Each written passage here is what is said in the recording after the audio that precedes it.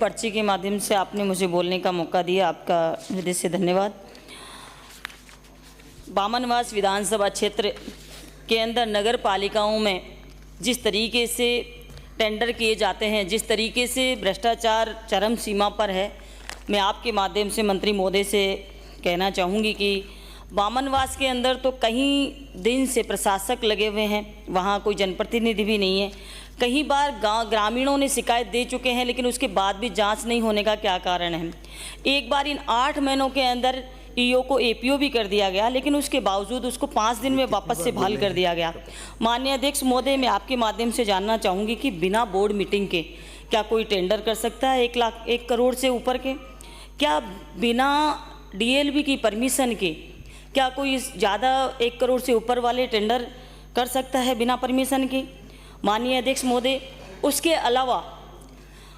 अलावा जो परमिशन नहीं ली गई और दूसरी नगर पालिका का ईओ है और दूसरी नगर पालिका में जाकर टेंडर खोलते हैं, अपनी डीएससी यूज करते हैं, वह SPPP पर अपना टेंडर डालते हैं।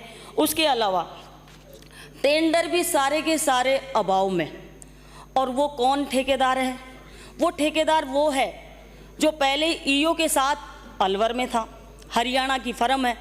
फिर उसके बाद बामनवास में जब उसका ट्रांसफ़र हुआ तो बोली का आके टेंडर वही उसी फर्म के नाम कर गए, और फिर उसके अलावा फिर बामनवास के अंदर उसी फर्म के नाम टेंडर हो गए।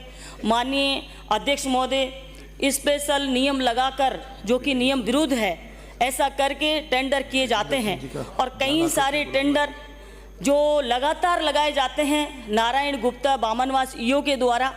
और अगर कोई इस प्रकार की शिकायत थोड़ी सी होती है, फिर उनको कैंसिल कर दिया जाता है, फिर 5-10 दिन बाद में वापस उन्हीं को लगा दिया जाता है। ऐसे बहुत सारे प्रकरण हैं माननीय अध्यक्ष महोदय, जिनकी मैं चाहूँगी कि मंत्री महोदय इनकी उच्च स्तरीय कमेटी बनाकर जांच करें। और कई सारे मेरे पास एक लिस्ट है, उसको भी मैं टेबल करना चाहूँगी कि जिस तरीके से नारायण गुप्ता ईओ के द्वारा भ्रष्टाचार फैलाया जा रहा है, इसकी जांच उच्च स्तरीय कमेटी के द्वारा कराई जाए। और इसके अलावा जो जिस प्रकार से खर्चा बामनवास नगर पालिका का हुआ, चाहे वो कोटेशन के माध्यम से हुआ हो, चाहे टेंडरों के माध्यम से हुआ हो, सबकी जांच कराई जाए। और संपूर्ण जब से नगर पालिका बनी है, मैं नहीं कहती कि 8 महीने की कराएं, आप जब से नगर पालिका बनी है, जब से इसकी SCB से जांच कराई जाए। माननीय अध्यक्ष महोदय, मैं मंत्री महोदय से यही जानना चाहूँगी कि आने वाले मैं चाहूँगी कि जिस तरीके से ये भ्रष्टाचार चरम सीमा पर है, आज पूरे राजस्थान के अंदर, चाहे आप कहीं की भी नगर पालिका देख लीजिए, क्योंकि जनता का पैसा जो है वो ठेकेदारों के और उच्च अधिकारियों के खातों के अंदर जा रहा है। आप इस पर ध्यान देने की कृपा करें। नगर पालिका एक ऐसी संस्था है जिसके अंदर गरीब किसान सभी लोग रहते हैं, उनके अंदर सफाई नहीं होती है। सफाई के नाम पर बहुत सारा घपला वहाँ पर किया जाता है। तो आप सभी की जांच कराई जाए, और विशेषकर मेरे बामनवास की।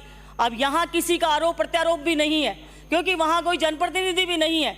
और मैं तो ये चाहूँगी कि बोली के अंदर भी वही काम कर रहा है, वही ठेकेदार आ रहा है, ऐसा नियम विरुद्ध है। माननीय अध्यक्ष महोदय, मैं आपको धन्यवाद देना चाहूँगी और मंत्री महोदय को एक बार और अवगत कराना चाहूँगी कि इनको संज्ञान में लेते हुए कुमारी रीटा चौधरी।